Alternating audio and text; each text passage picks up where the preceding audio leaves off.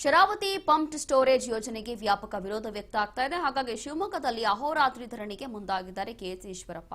Sharavati pumped storage ಯೋಜನೆಯ ವಿರುದ್ಧ ಹೋರಾಟ ಮಾಡಲಾಗ್ತಾ ಇದೆ. ರಾಷ್ಟ್ರಭಕ್ತ ಬಳಗದ ನೇತೃತ್ವದಲ್ಲಿ ಪರಿಸರ ಆಸಕ್ತಿ ತೋರಿಸಿ ಪ್ರತಿಭಟನೆ ಮಾಡಲಾಗ್ತಾ ಇದೆ. ಇಂದಿನಿಂದ ಮಾರ್ಚ್ 25ರ ಬೆಳಗ್ಗೆವರೆಗೂ ಕೂಡ ಅಹೋರಾತ್ರಿ ಧರಣಿ ಮಾಡ್ತೀವಿ ಅಂತ ಹೇಳಿ ಮುಂದಾಗಿದ್ದಾರೆ. ನೆಹರು ಕ್ರೀಡಾಂಗಣದ ಮುಂಭಾಗ ಅಹೋರಾತ್ರಿ ಧರಣಿ ಸತ್ಯಾಗ್ರಹ ನಡೆಯುತ್ತೆ. ಶರಾವತಿ ಪಂಪ್ಡ್ ಸ್ಟೋರೇಜ್ ಯೋಜನೆಗಾಗಿ ಮರಗಳ ಮಾರಣ ಹೋಮ ಆಗ್ತಾ ಇದೆ. ಹಾಗಾಗಿ ಇಲ್ಲಿ ವಿರೋಧ ವ್ಯಕ್ತ ಆಗ್ತಾ ಇದೆ. 16,000ಕ್ಕೂ ಹೆಚ್ಚು ಮರಗಳನ್ನ ಕಡಿಯುವ ಪ್ರಸ್ತಾಪ ಇಟ್ಟಿದ್ದಾರೆ. ಹಾಗಾಗಿ ಇದರ ವಿರುದ್ಧ ಪ್ರತಿಭಟನೆ ಮಾಡಲಾಗ್ತಾ ಇದೆ. ಅದರಲ್ಲೂ ಕೂಡ ಕೆಎಸ್ ಈಶ್ವರಪ್ಪ ಅವರು ಕೂಡ ಭಾಗಿಯಾಗಿದ್ದಾರೆ.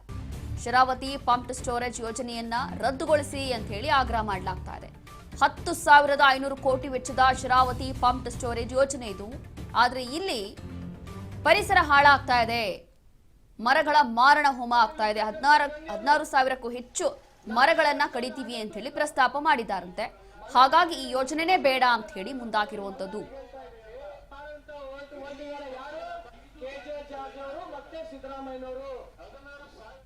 ಸ್ಟೋರೇಜ್ ಪ್ರಾಜೆಕ್ಟ್ ಏನಿದೆ ಇವತ್ತು ಇಡೀ ಕರ್ನಾಟಕ ರಾಜ್ಯದಲ್ಲಿ ಇದರದ್ದು ಸದ್ದು ಜೋರಾಗಿ ಆಗ್ತಾ ಇದೆ. ಆರಂಭದಲ್ಲಿ ಎ ಟಿ ರಾಮಸ್ವಾಮಿಯವರ ನೇತೃತ್ವದಲ್ಲಿ ಪರಿಸರಕ್ಕಾಗಿ ನಾವು ಈ ಒಂದು ಸಂಘಟನೆ ಇಡೀ ರಾಜ್ಯದಲ್ಲಿ ಹೋರಾಟವನ್ನು ಆರಂಭ ಮಾಡಿದ ನಂತರ ಇವತ್ತೆಲ್ಲ ಸಂಘಟನೆಗಳು ಕೂಡ ಇದು ನ್ಯಾಯ ಇದೆ, ಪರಿಸರ ಉಳಿಬೇಕು, ಪಶು ಪಕ್ಷಿಗಳು ಉಳಿಬೇಕು, ಕಾಡು ಉಳಿಬೇಕು ಈ ದಿಕ್ಕಿನಲ್ಲಿ ದೊಡ್ಡ ಹೋರಾಟ ಆರಂಭ ಆಗಿದೆ. ಇವತ್ತು ಶಿವಮೊಗ್ಗದಲ್ಲಿ ಮಹಿಮಾ ಪಟೇಲ್ ಇರ್ಬೋದು, ಎ ಟಿ ರಾಮಸ್ವಾಮಿಗಳಿರ್ಬೋದು, ಸಾಧು ಸಂತರು, ಅನೇಕ ತಜ್ಞರು ಎಲ್ಲರೂ ಕೂಡ ಬಂದು ಇವತ್ತು ಹಗಲು ರಾತ್ರಿ ಧರಣಿ ಕಾರ್ಯಕ್ರಮವನ್ನು ಮಾಡ್ತಾ ಇದ್ದಾರೆ. ನಾನು ಇಷ್ಟು ಮಾತ್ರ ರಾಜ್ಯ ಸರ್ಕಾರಕ್ಕೆ ಕೇಳೋಕ್ಕೆ ಇಷ್ಟಪಡ್ತೇನೆ. ಕೋರ್ಟು ಹೇಳೋದನ್ನು ಗಮನಿಸಿದ್ದೀರಾ? ಕೋರ್ಟ್ ಈಗಾಗಲೇ KPC ಅವರಿಗೆ ಕರೆದು ಯಾವುದೇ ಕಾರಣಕ್ಕೂ ಒಂದು ಹೆಜ್ಜೆ ಮುಂದುವರಿಬಾರ್ದು, ಯಾವ ಕೆಲಸನೂ ಮಾಡಬಾರ್ದು ಅಂತ ಹೇಳಿದ್ರೆ ಅರ್ಥ ನಿಮಗಿನ್ನೂ ಆಗಿಲ್ವಾ? ಕೇಂದ್ರದ ಸಮಿತಿ ಏನು ಬಂದಿತ್ತು ಅರಣ್ಯದ ಬಗ್ಗೆ ವಿಶೇಷವಾದ ವರದಿ ಕೊಡಬೇಕು ಅಂತ, ಆ ಸಮಿತಿ ಕೊಟ್ಟಿರೋಂಥ ವರದಿ ಯಾವುದೇ ಕಾರಣಕ್ಕೂ ಕೂಡ ಈ ಯೋಜನೆ ಸಿಂಧು ಅಲ್ಲ ಅನ್ನೋಂಥ ಅಂಶ ರಾಜ್ಯ ಸರ್ಕಾರಕ್ಕೆ ಗಮನಕ್ಕೆ ಬಂದಿಲ್ವಾ? ನಾನು ಇಷ್ಟು ಮಾತ್ರ ಹೇಳ್ತೇನೆ, ರಾಜ್ಯ ಸರ್ಕಾರ ಇರ್ಬೋದು, ಕೇಂದ್ರ ಸರ್ಕಾರ ಇರ್ಬೋದು, ಇದು ಯಾವುದೇ ಕಾರಣಕ್ಕೂ ಈ ಯೋಜನೆ ಆಗೋದಕ್ಕೆ ನಾವು ಯಾರು ಬಿಡೋದಿಲ್ಲ. ಆದರೆ ಅಲ್ಲಿ ತನಕನೂ ಕೂಡ ರಾಜ್ಯ ಸರ್ಕಾರ, ಕೇಂದ್ರ ಸರ್ಕಾರ ಈ ಕಡೆ ಗಮನಿಸಿ ಈ ಯೋಜನೆಯನ್ನು ನಾವು ರದ್ದು ಮಾಡಿದ್ದೀವಿ ಏನಂತ ತೀರ್ಮಾನವನ್ನು ಘೋಷಣೆ ಮಾಡಬೇಕು ಅಂತ ನಾವೆಲ್ಲ ಒತ್ತಾಯ ಮಾಡ್ತಿದ್ದೀವಿ. ಇವತ್ತೊಂದು ಹಗಲು ರಾತ್ರಿ ಒಂದು ಧರಣಿ ನಡೆಸ್ತಾ ಇದ್ದೀವಿ. ಇದಕ್ಕೆಲ್ಲ ನಮ್ಮ ನಾಯಕರೆಲ್ಲ ಬಂದಿದ್ದಾರೆ. ಮುಂದಿನ ಹೋರಾಟಗಳನ್ನು ನಾಳೆ ದಿನ ನಮ್ಮ ಎಲ್ಲ ಪ್ರಮುಖರು ಕೂತು ಚರ್ಚೆ ಮಾಡಿ ಮುಂದಿನ ಹೋರಾಟವನ್ನು ನಾವು ನಾಳೆ ತೀರ್ಮಾನ ತಗೊಳ್ಳೋದಿದೆ. ಭಾರತ ಸರ್ಕಾರ ಅತ್ಯಂತ ಸೂಕ್ಷ್ಮವಾಗಿ ಈ ಪಂಪ್ ಸ್ಟೋರೇಜ್ ಬಗ್ಗೆ ಗಮನಿಸ್ತಾ ಇದೆ. ಸರ್ಕಾರದ ಅಪೇಕ್ಷೆ ಇದೆ 500 ಗಿಗಾವ್ಯಾಟು ಗ್ರೀನ್ ಎನರ್ಜಿ ಪ್ರೊಡಕ್ಷನ್ ಮಾಡಬೇಕು ಅನ್ನೋದು ಸರ್ಕಾರದ ಕಾರ್ಯಕ್ರಮ ಇದೆ. ಹಾಗೆ ಅಂಥೇಳಿ ಪರಿಸರವನ್ನು ಹಾಳು ಮಾಡಬೇಕು ಅನ್ನೋದು ಎಲ್ಲೂ ಕೂಡ ಹೇಳಿಲ್ಲ. ಹಾಗೆ ಪ್ರಪೋಸಲ್ಸ್ಗಳು ರಾಜ್ಯ ಸರ್ಕಾರ ಕಳಿಸ್ಕೊಟ್ಟಿದೆ.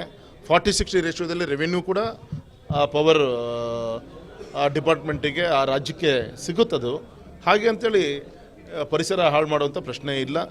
ಕೂಲಂಕುಷವಾಗಿ ಕೇಂದ್ರ ಸರ್ಕಾರ, ಎನ್ವಿರಾನ್ಮೆಂಟ್ ಡಿಪಾರ್ಟ್ಮೆಂಟು, ಫಾರೆಸ್ಟ್ ಡಿಪಾರ್ಟ್ಮೆಂಟು ಪರಿಶೀಲನೆ ಮಾಡ್ತಾ ಇದೆ.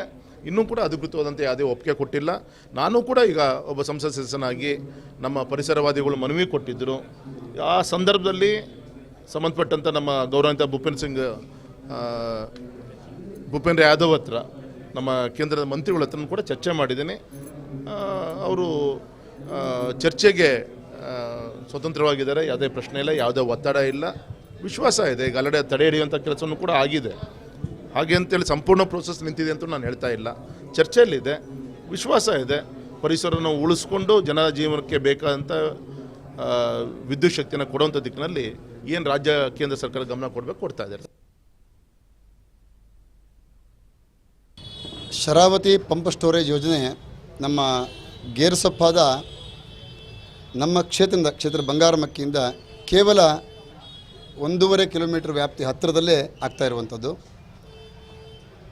ಈ ಯೋಜನೆ ಕುರಿತಾಗಿ ನಾವು ಇಂದು ನಿನ್ನೆಯಿಂದಲ್ಲ 2006-7ನೇ ಇಸ್ವಿಯಿಂದಲೇ ಇದರ ವಿರುದ್ಧವಾಗಿ ನಾವು ಧ್ವನಿ ಎತ್ತಿದ್ದೇವೆ.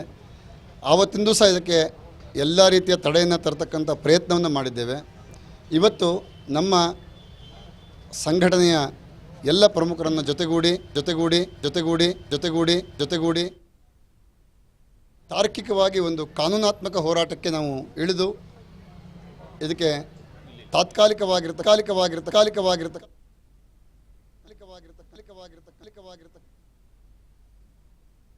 ಸಿರಿ ಶರಾವತಿ ಪಂಪ್ ಸ್ಟೋರೇಜ್ ಯೋಜನೆ ಖಂಡಿಸಿ ರೈತರು ಇದೀಗ ಪ್ರತಿಭಟನೆ ಮಾಡುತ್ತಿದ್ದಾರೆ. ಅದರಲ್ಲೂ ಕೂಡ ಕೇಂದ್ರ ಸರ್ಕಾರ ಹಾಗೂ ರಾಜ್ಯ ಸರ್ಕಾರ ಇದನ್ನು ಗಮನಿಸಬೇಕು ಅಂತ ಹೇಳಿ ಆಗ್ರಹ ಮಾಡುತ್ತಿದ್ದಾರೆ.